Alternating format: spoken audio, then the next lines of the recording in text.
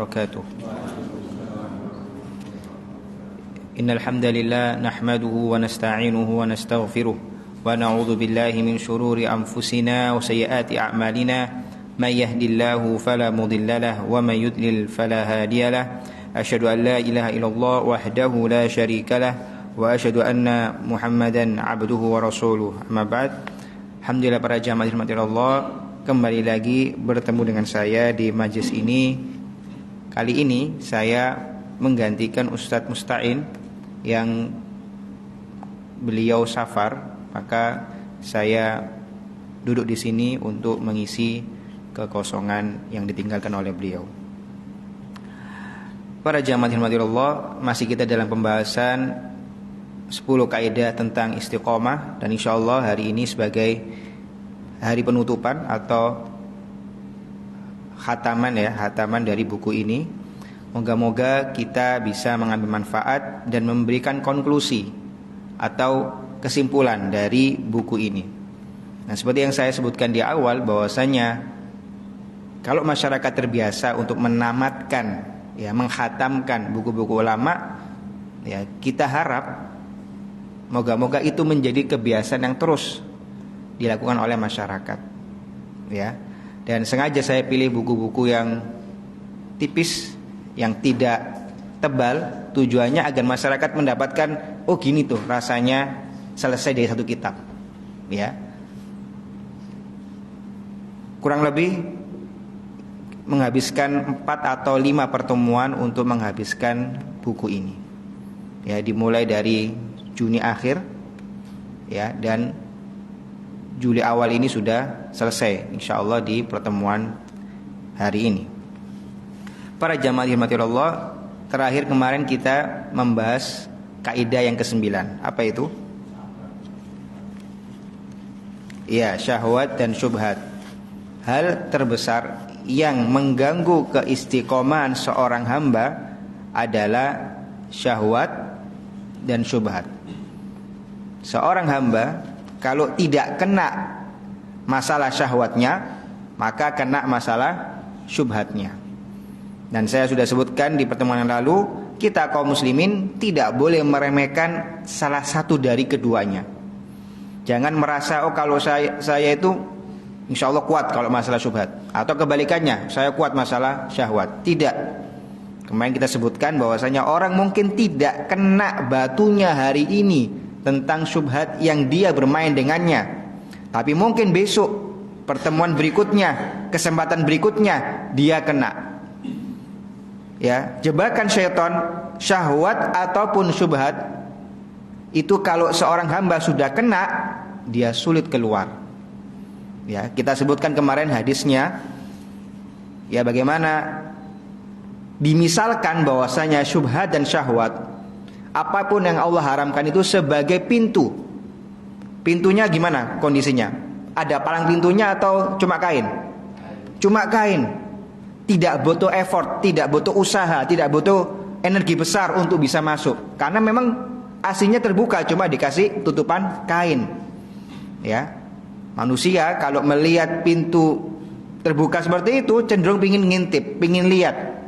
Nah, maka sudah diingatkan, waihaka la taftah, celaka engkau, jangan dibuka. Karena manusia kalau sudah mendekati pintu-pintu yang itu adalah apa yang Allah haramkan, dia bakal masuk.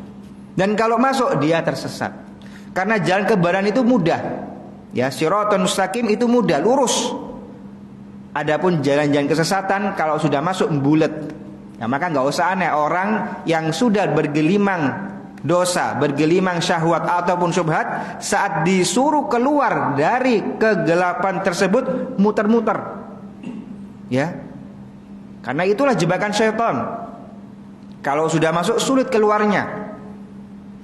Maka kebalikannya, orang-orang yang sudah diberikan keistiqomahan, diberikan kunci keimanan, maka tetaplah di atas kebenaran. Jangan coba-coba untuk memadamkan api yang sudah diletakkan di dalam hati-hati kita. Diberikan cahaya aja, jangan coba-coba dihilangkan, jangan dites gitu Syaitan tentu tidak akan membiarkan kita berada di atas jalan kebenaran. Ya mungkin dibisiki, nanti sudah sering ke masjid taklim, nggak masalah, insya Allah sedikit-sedikit dosa gini nggak mengaruh. Siapa bilang? Ya, betapa banyak orang yang dahulunya istiqomah, namun gara-gara gegabah 1-2 kesempatan dia terpental dari jalan yang lurus. Nah kemarin para jamaah rahmati Allah, kita berhenti di perkataan Ibnu Qayyim, ya. Kita baca perkataan Ibnu Qayyim rahimahullah. Beliau mengatakan, wa qad nasaballahu subhana al-jisr alladhi yamurrun nas min fawqihi ilal jannah. Dan Allah Subhanahu wa taala telah meletakkan jembatan, ya, yang berada di atas neraka, yang bila kaum muslimin, orang mukmin bisa melewati jembatan tersebut, maka dia akan mencapai setelahnya, yaitu surga. Wa nasaba bi janibaihi kalalib takhdifun nas bi a'malihim. Dan di samping-samping jembatan tadi itu ada kail-kail, pengait-pengait yang bakal menyambar manusia sesuai dengan amalannya. Maka kita sebutkan kemarin bahwasanya syubhat dan syahwat, bila seorang muslim masuk ke dalamnya, sebanyak dia menikmati syubhat dan syahwat di dunia, maka nanti dia akan merasakan kail-kailnya itu di akhirat. Ya, akan digores dengan kail-kail tersebut, tergantung amalannya di dunia. Maka saya sering ulangi, siapa yang peduli tentang keselamatannya di akhirat nanti, pedulinya sekarang. Sekarang ditata amalannya, sekarang dijaga keistiqomahannya.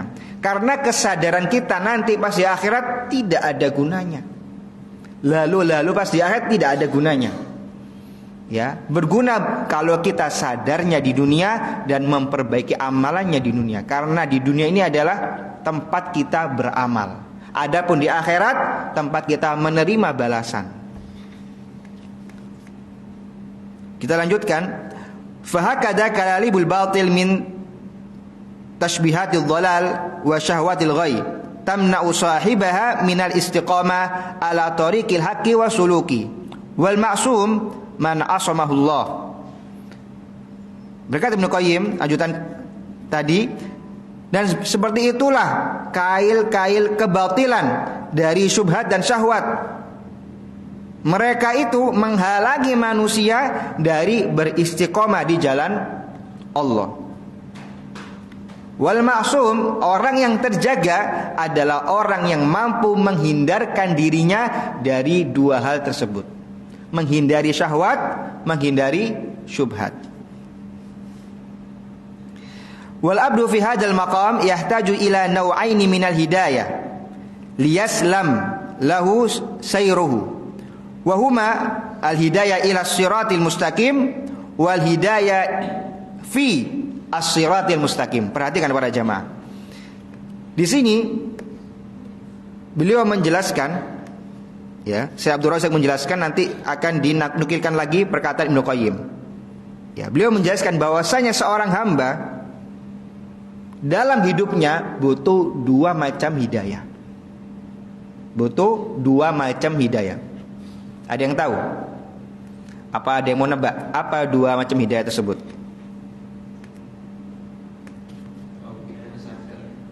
Gimana?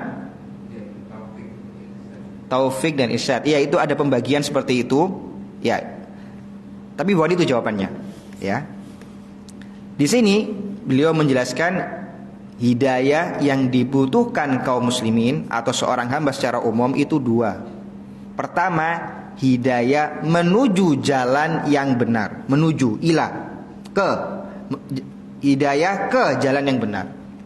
Lalu yang kedua, hidayah fi as-siratil mustaqim, hidayah saat sudah di jalan kebenaran. Nah ini, ya ini mungkin hal yang baru kita dengar, ya. Yang sering kita dengar seperti yang disebutkan tadi, ada hidayah taufik, ada hidayah irsyad, ya, hidayah yang diberikan oleh para nabi dan rasul itu cuma ngasih tahu.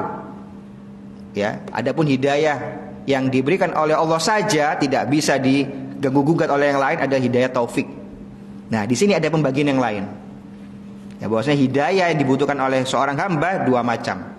Hidayah agar dia menuju jalan yang benar, ke jalan yang benar, sama yang kedua hidayah saat sudah di jalan yang benar. Ya, ini perhatikan. Berkata Ibnu Qayyim, ya, Syekh Abdul Razak menukilkan perkataan Ibnu Qayyim, dan beginilah ya para ulama saat menulis buku. Mereka menukilkan dari ulama-ulama sebelum mereka perkataan, ya, bukti bahwasanya Islam ini adalah agama yang diturunkan pemahamannya dari Rasulullah. Ya, nggak cuma Al-Quran dan Sunnah saja, ya, yang kita nikmati, tetapi pemahaman tentang Quran dan Sunnah itu yang perlu kita warisi dari Rasulullah SAW. Ya, seperti Syekh Abdul Razak mengambil pemahamannya dari Ibnu Qayyim, maka Ibnu Qayyim punya guru terus ke atas. Ya, itulah pemahaman agama. Ya. Taib. Di sini Ibnu Qayyim menjelaskan fal hidayatu ila thoriq syai'un wal hidayah fi nafsi thoriq syai'un akhar. Ya, beliau menjelaskan hidayah menuju jalan kebenaran itu sesuatu sendiri, wal hidayah fi nafsi thoriq syai'un akhar. Dan hidayah saat sudah di jalan tadi yang sama tadi itu juga hal yang lain, ya, dua hal yang berbeda. Ala tara anna rajula ya'rifu anna tariqal balad fulani huwa tariqun kada wa kada walakin la yuhsin an yaslukahu fa inna sulukahu yahtaju ila hidayatin khassah fi nafsis suluk. Ya, beliau mengatakan tidaklah kalian itu memperhatikan bahwasanya seseorang itu mungkin tahu tentang jalan menuju negeri ini. Contohnya, ya, kita tarik kepada hal yang waqi' atau yang kita hadapi di saat sekarang. Orang jalan dari Surabaya ke Sidoarjo jelas nggak? Kita ada Google seperti itu, ya, tinggal lihat. Tetapi sekarang kita misalnya kita suruh anak kita yang nggak pernah keluar rumah, ini udah ada jalannya, ada petanya, pakai Google, ayo jalan no. Beda nggak kemampuannya sama bapaknya yang sudah sering ke Surabaya Sidoarjo? Beda, karena bapaknya tahu jalan dan pengalaman saat di jalan. Ya, nah, sang anak mungkin tidak seperti pengalaman bapaknya. Dia mungkin diberikan peta, ya, sekarang ada Google misalnya, dikasih kalau kata orang Surabaya ancer-ancere, ya, dikaji sama orang tuanya. Tapi anaknya mungkin saat nanti ada cegatan, ada jalan perbaikan, dia bingung, loh, gimana ini ya? Tapi beda kalau seandainya terjadi sama bapaknya, punya solusi. Oh ya udah, jalan ini nggak bisa, jalan yang lain. Ini permisalannya seperti itu. Jalan menuju sebuah tempat mungkin jelas, ya, tahu, oh jalan ke Surabaya udah ada kok, pelang-pelangnya sudah ada, ya. Tetapi pengalaman saat sudah turun ke jalan tersebut beda-beda. Makanya ini dimaksudkan oleh Ibnu Qayyim, ya, jalan ke suatu tempat sesuatu, tetap dan juga pengetahuan saat sudah di jalan sesuatu juga yang lain, ya, dua macam hidayah yang berbeda. Kasairi fi waqtin kada duna waqtin kada wa akhdil ma'i fi mafazatin kada miqdara kada wa nuzul fi maudin kada duna kada. Ya, Ibnu Qayyim memisalkan dengan permisalan di zamannya.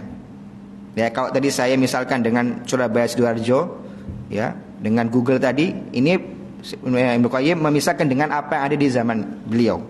Beliau mengatakan contohnya seperti orang yang berjalan kepada suatu tempat. Dia mungkin tahu jalannya, ya, secara arah. Tetapi dia nggak tahu kapan enaknya berangkat, siang atau malam, ya. Karena zaman dahulu kalau safar pakainya kendaraan, ya, bukan kendaraan seperti sekarang, tapi kayak onta, kuda, keledai seperti itu. Dan tidak ada kayak mobil sekarang ada AC-nya, ada segala macam. Ini beliau memisalkan sesuai dengan zamannya. Orang itu mungkin tidak pengalaman kapan ngambil air. Di gurun ini ngambil airnya di mana misalnya. Sekali ngambil butuh berapa? Butuh berapa sampai saya nanti ada ketemu dengan mata air yang lain. Itu kan tidak mungkin orang bisa kecuali yang pengalaman pernah menjalani jalan tersebut. Itu yang disebut hidayah fitorik. Hidayah saat sudah di jalannya. Bukan ke jalannya tapi di jalannya. Ya, karena itu kan sifatnya mekanismenya bagaimana kita jalan di jalan tersebut.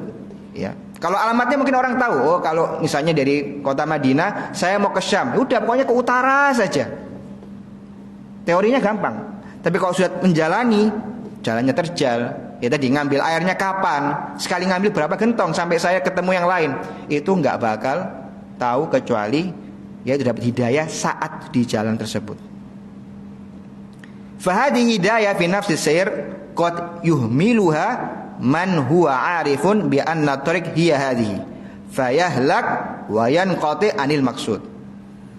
Maka hidayah macam yang kedua ini sering diremehkan oleh orang-orang yang merasa tahu tentang jalan ke-nya tadi. Maka gara-gara dia tidak tahu hidayah di jalan tersebut, maka dia binasa dan akhirnya apa? Mutung, tidak istiqomah dalam menjalani jalan tersebut. Ini terjadi para jamaah. Tahu semangat hijrah, tahu yang benar itu sunnah. Tahu ke-nya tahu, oh ya yang benar sunnah jelas. Kalau selainnya tidak pakai sunnah, yang pakai sunnah jelas lebih benar. Kalau sayanya nggak pakai pemahaman sahabat, jelas yang pakai pemahaman sahabat lebih benar. Ya. Tapi saat sudah nyemplung, sudah hijrah kaget. Wah, dikit-dikit haram. Ya. Makan niki haram, ya. Merayakan ini haram. Itu disebut hidayah fitorik. Kaget. Duh, kok sempit hidup saya jadinya habis hijrah ini. Makanya itu tadi yang diingatkan oleh Ibnu Qayyim. Enggak cuma hidayah ke-nya saja, hidayah di itu juga diperhatikan. Ini yang penting kita pahami para jamaah dirahmati Allah. Seperti hal itu diremehkan dan sering dilupakan oleh orang-orang di zamannya Ibnu Qayyim, di zaman sekarang pun juga sama. Tahu yang benar, ya, tetapi saat sudah nyemplung kaget, ya, ternyata banyak hal-hal yang perlu diperjuangkan saat meniti jalan istiqomah. Taib, ya, jelas ya penjelasan saya. Ada berapa macam tadi hidayah? 2. Apa hidayah? Ke jalan yang benar sama hidayah di jalan yang benar. Ya. Dan saya tambahkan di sini, ya di luar pembahasan beliau, beberapa hal yang juga sering menjadi penghalang seseorang dalam istiqomah adalah selain tadi ya, pertama sifat putus asa. Sifat putus asa. Seorang sudah bergelimang dosa, dia sudah mulai tahu tentang kebenaran, tapi saat dia ngelihat dirinya, waduh orang kayak anak pantas tak hijrah ini, pantas nggak sunnah. Dia apa? Pesimis dulu lihat dirinya. Ini juga salah satu hal yang menghalangi orang untuk istiqomah. Dalam bahasa Arab namanya al-ya'su, atau dalam bahasa Indonesia pesimis. Dia negative thinking dulu lihat dirinya. Ini para jamaah kalau ada di hati-hati kita atau kita lihat di hati-hati keluarga kita, teman kita, saudara kita, tolong bantu dia untuk bangkit.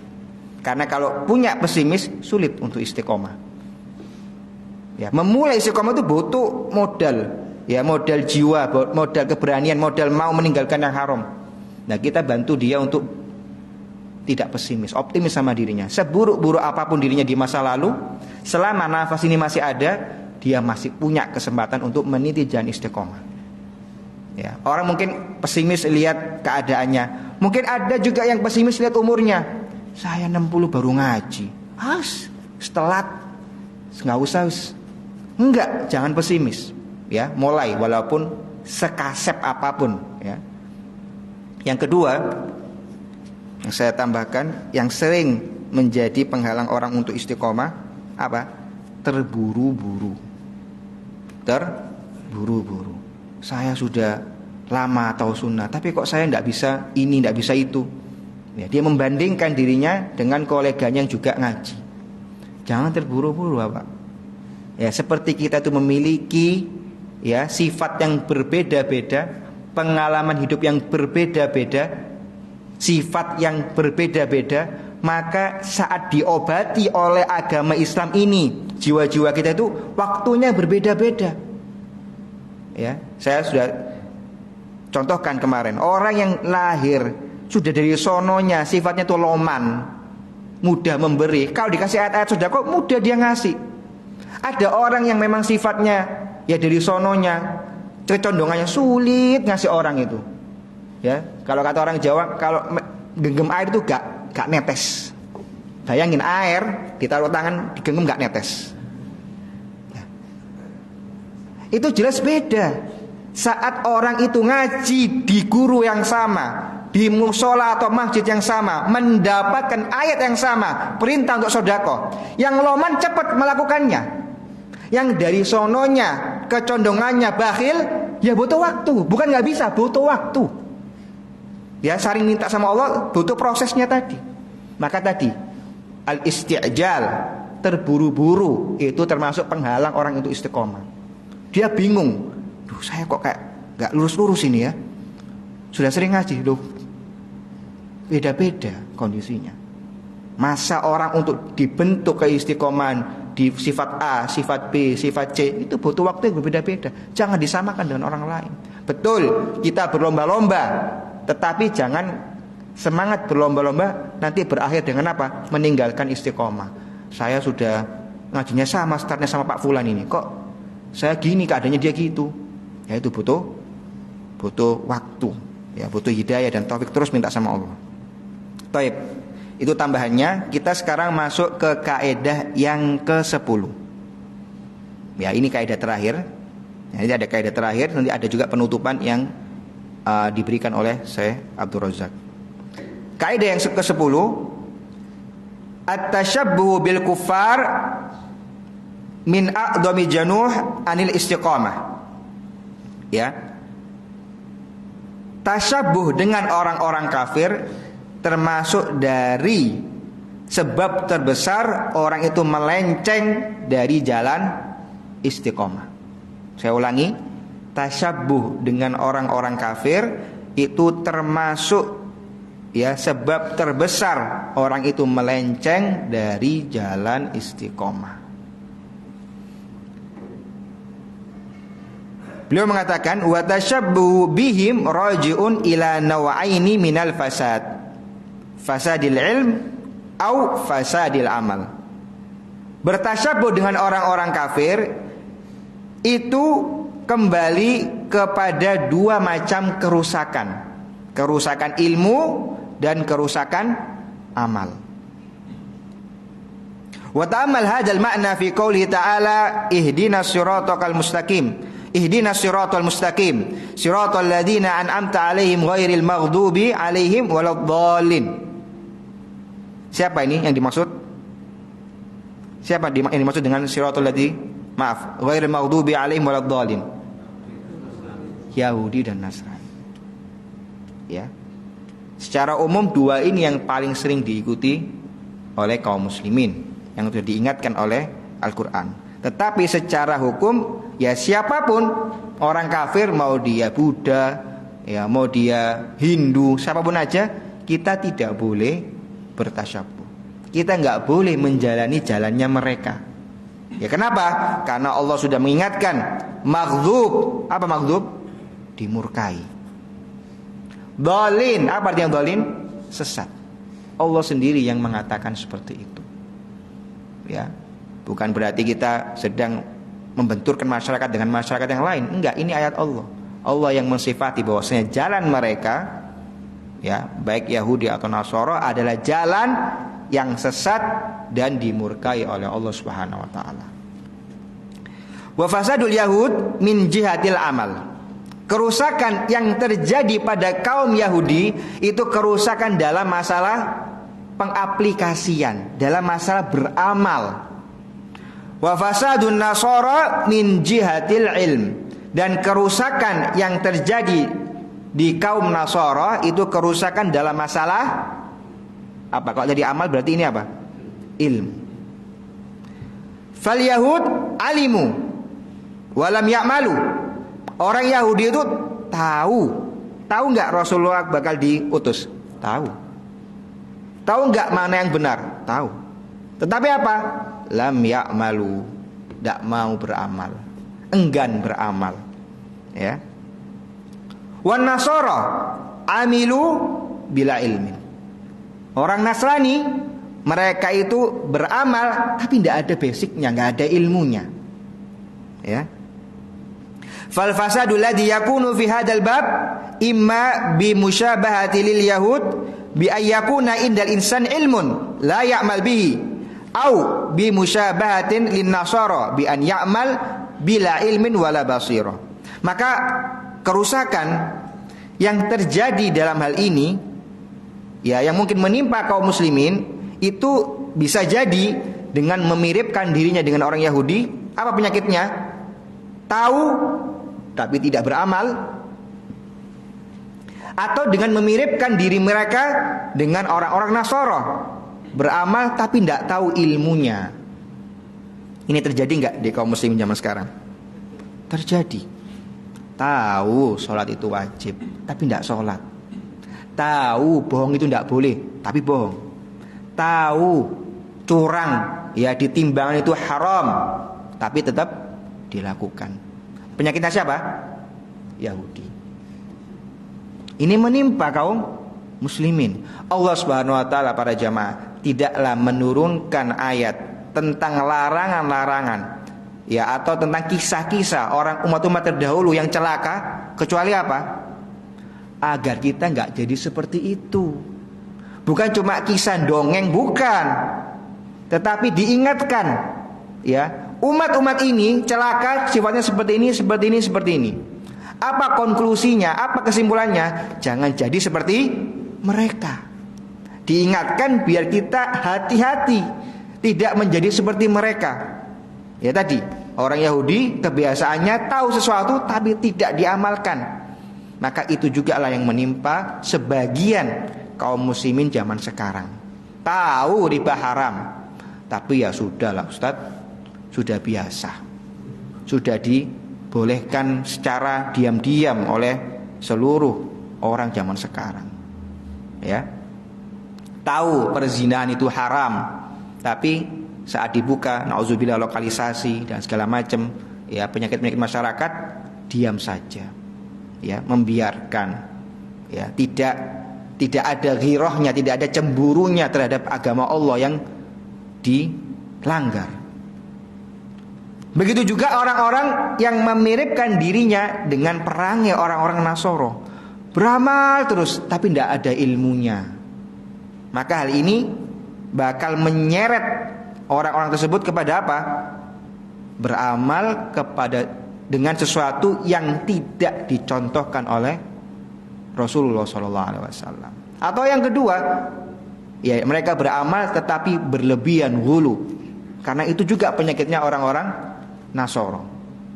Bagaimana mereka gara-gara tidak perhatian dengan ilmu agama mereka, mereka sampai menjadikan Nabi Isa sebagai Tuhan.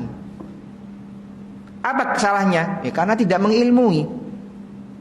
Allah menurunkan Nabi Isa sebagai Nabi dan Rasul, menyampaikan kebenaran, ya, tidak punya kuasa tentang langit dan bumi, karena yang punya kuasa adalah Allah.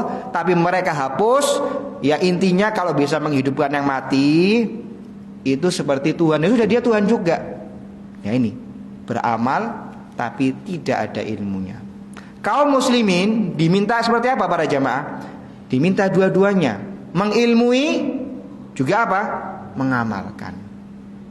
Ya, karena kalau ditinggalkan salah satu dari dua, ya, hal ini akan terjadi kerusakan terhadap keistiqomahan seorang hamba. Orang berilmu tok, tidak beramal, ya nggak bakal istiqomah.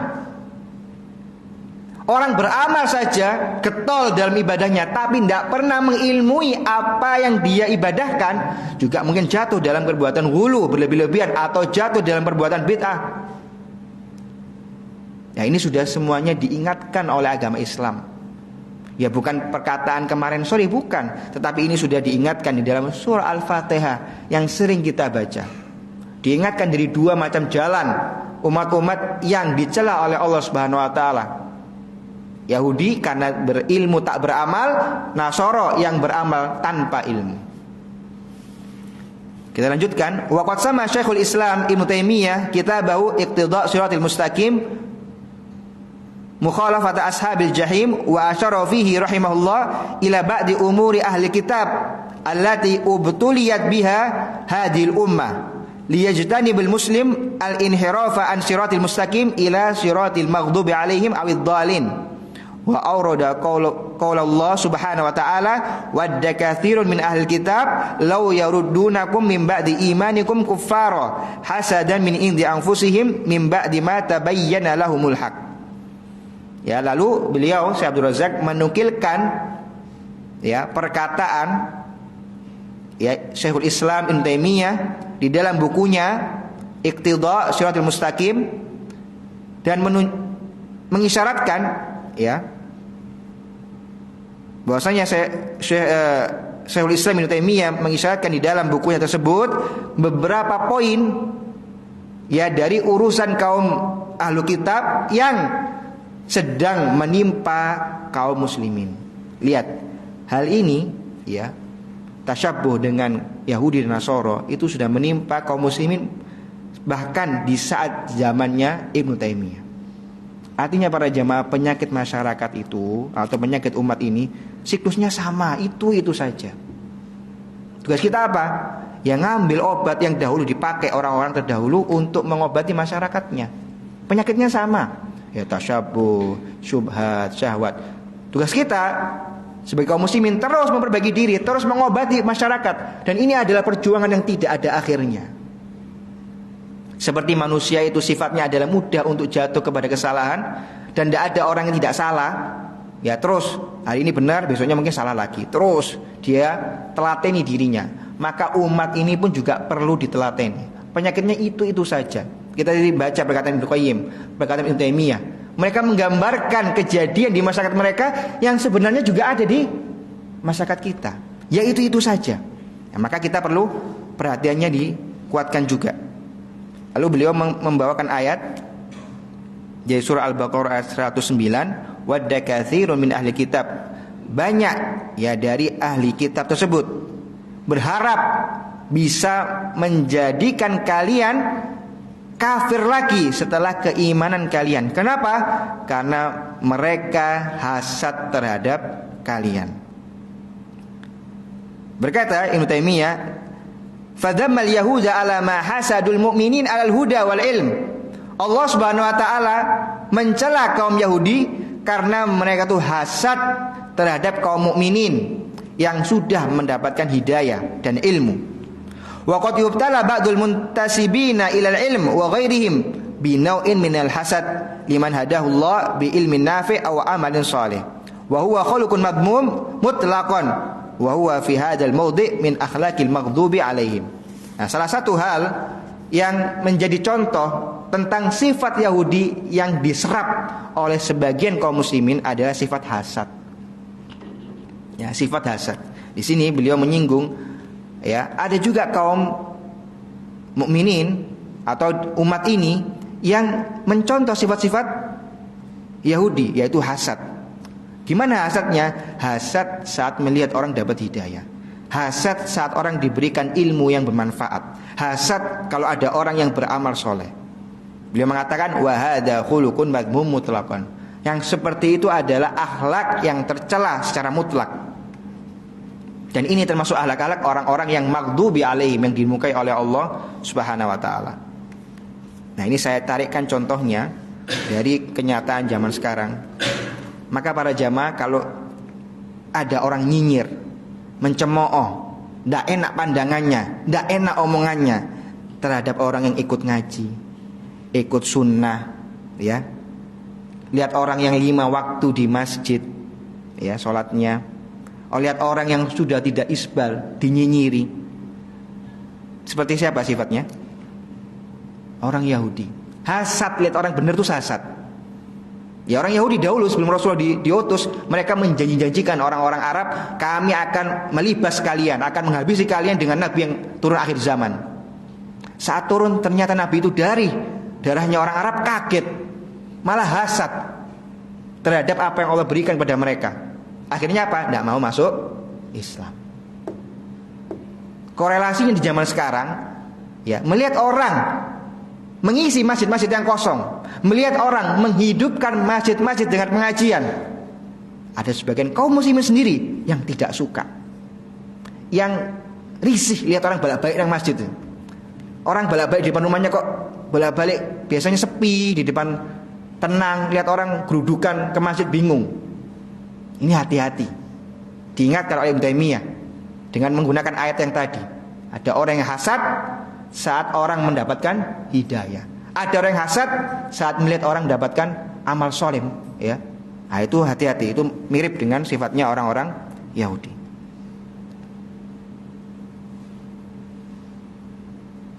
Wa akhadha bi dzikri rahimallah amthilatan adidatan min al-umuri allati hiya min a'malil yahud aw a'malin nasara wa qad yatashabbah bihim fiha ba'dul muslimin wa qad qala an-nabi sallallahu alaihi wasallam la tattabi'anna sanana man kana qablakum shibran bi shibrin wa dhira'an bi dhira'in hatta law adkhalu aw dakhalu juhra dhabbin la tabi'tumuhum.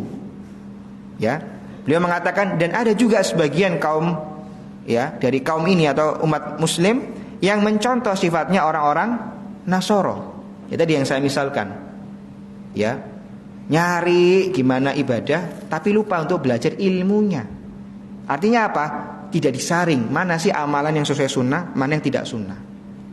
Ya, karena sifat muslim yang benar, dia hanya mau beramal tidak mau beramal kecuali yang sesuai dengan sunnah Rasulullah. Adapun yang tidak menfilter, pokoknya ibadah aja tanpa melihat ilmunya dahulu, itu mirip dengan sifatnya orang-orang Nasoro. Ya, maka Rasulullah SAW jauh-jauh hari sudah mengingatkan kita tentang masalah tasyabuh ini. Ya, beliau bersabda dalam hadisnya yang sahih riwayat Bukhari dan Muslim dari hadis Abi Sa'id Al-Khudri, beliau mengingatkan umat, la tattabi'anna sanana man kana qablakum. Sungguh kalian itu akan mengikuti jalan-jalan, cara-cara umat-umat sebelum kalian. Ya, mulai sejengkal demi jengkal, ya, sehasta demi hasta, sampai pun kalau mereka itu masuk ke lubang dot, kalian akan ikuti. Ya, siapa kaum ini? Salah satunya Yahudi dan Nasara. Ini sudah diingatkan oleh Rasulullah jauh-jauh hari. Dan kita lihat salah satu hal efek negatif dari tasyabuh itu sendiri apa? Menjauhkan kita dari jalan istiqomah. Nah, ini sambungannya sama bab kita. Kenapa sih kok dilarang dari tasyabuh? Karena orang yang tasyabuh dengan kaum-kaum kafir, maka jauh mereka itu dari istiqomah. Maka umat ini kalau mau dikembalikan kepada keistiqomahannya, ajari mereka untuk untuk tasyabuh kepada orang-orang kafir. Kalau jiwanya masih senang mirip-mirip memper-memper sama orang-orang kafir, ya jangan kaget kalau mereka jauh dari istiqomah. Ini bersihkan dulu masalah tasyabuh ini. Nanti umat itu pelan-pelan insya Allah akan kembali ke barisan yang lurus, Shiratal Mustaqim. Ya. Di sini selesai kaidah yang ke-10. Ya. Kita masuk ke penutupan, ya. Penting juga penutupan ini. Ya. Ada waktu sekitar 15 menit ya. Taib. Kita absen dulu kaidahnya. Ya, biar enggak lupa. Yang nyatet biar tidak kehilangan catatan. Kaidah yang pertama apa? Iya. Istiqomah itu ada mutlak pemberian Allah. Itu haknya Allah. Diberikan pada siapa yang Allah inginkan. Maka mintalah pada Allah. Itu intinya. Untuk kaidah yang pertama. Kaidah yang kedua apa? Kenapa? Iya, istiqomah itu dengan menjalani manhaj yang lurus. Ya. Dengan bukan pramuka di sana sini senang. Ya, itu tidak bisa istiqomah. Namanya istiqomah itu lurus, lempeng. Maka harus, ya, Kita menjalankan agama ini sebaik-baiknya, sedekat-dekatnya dengan sunnah Rasulullah. Maka dengan itu akan jalan istiqomah. Yang ketiga, ya, basic atau akar bibitnya dari istiqomah itu dengan mengistiqomahkan hati. Karena yang kelihatan cuma istiqomah di masalah dohirnya tapi hatinya tidak istiqomah, jadinya kayak apa? Orang munafik. Kayaknya sholat terus tapi hatinya tidak suka Islam, hatinya benci Rasulullah. Itu tidak termasuk istiqomah. Kaidah yang keempat, iya, kita itu diminta presisi, tetapi Allah SWT tahu kadang umatnya tidak mampu. Maka ada namanya apa? Muqarabah. Sadat, kalau nggak bisa muqarabah. Kalau di bawah itu namanya sudah memain-mainkan agama, tidak serius. Cuma dua tingkatannya. Kalau nggak bisa sadat, maka monggo muqarabah. Yang kelima, apa kaidah yang kelima?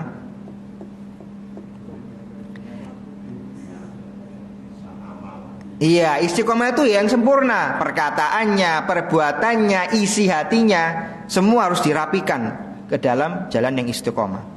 Yang keenam,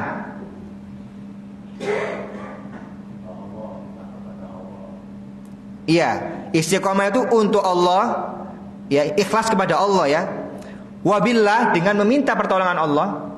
Wa ala amrillah, dengan atas perintah Allah. Artinya kita istiqomah di mana? Ibadah dengan apa? Itu semuanya syariatnya Allah yang menentukan. Nggak bisa istiqomah dengan cara-cara kita sendiri, nggak bisa. Saya mau istiqomah semedi ke gunung, nggak bisa. Bukan istiqomah namanya itu. Ya. Kaidah yang ketujuh.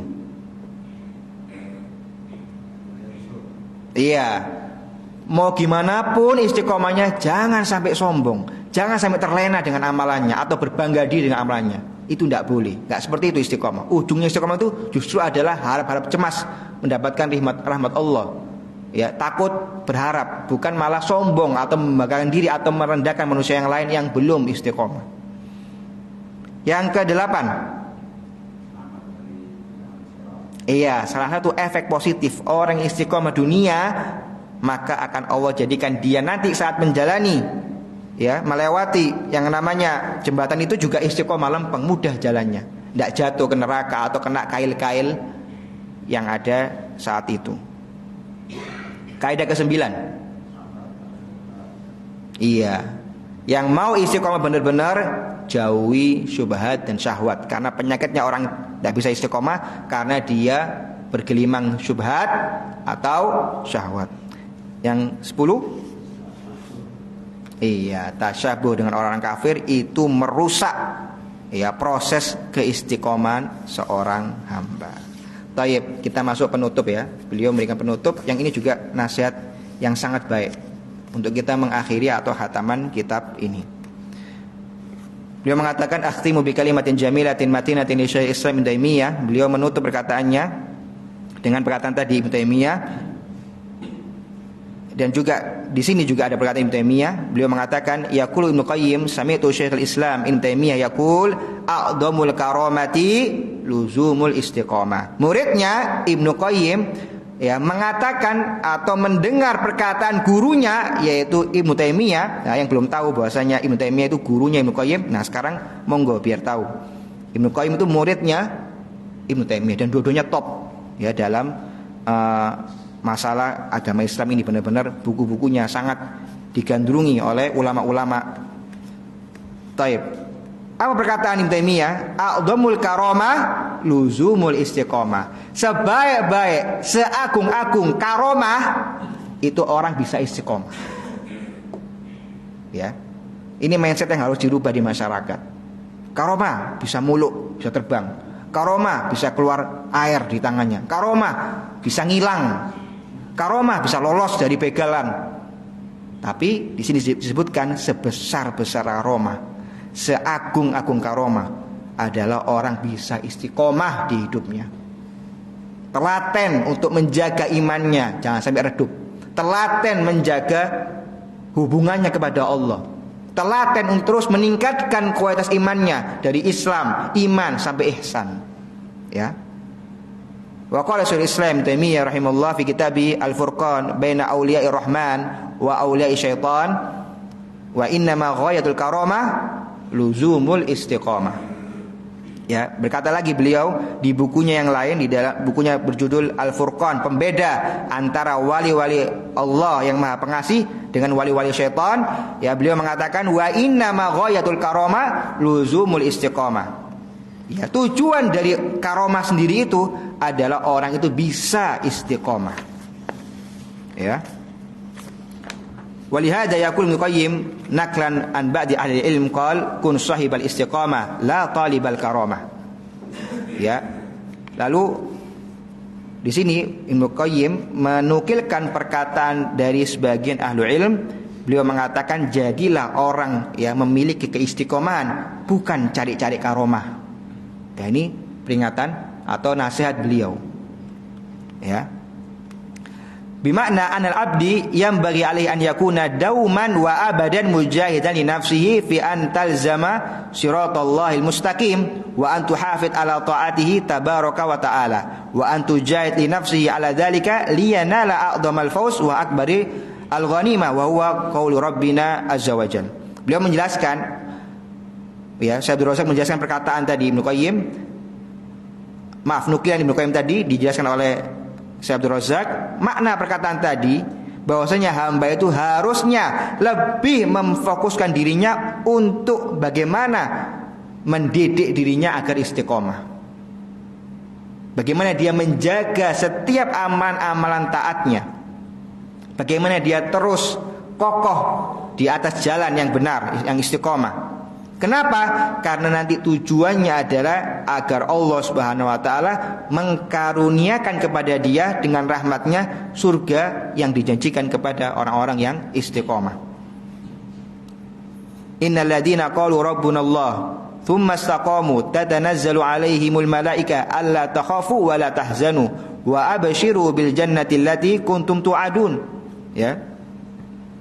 Di surah Fussilat Allah berfirman, sesungguhnya orang-orang yang mengatakan Tuhannya sesembahannya adalah Allah, lalu mereka istiqomah, atas mereka itulah turun malaikat-malaikat yang mengatakan, yang berujar kepada mereka, janganlah takut dan janganlah bersedih, dan bergembiralah dengan surga yang kalian sudah dijanjikan.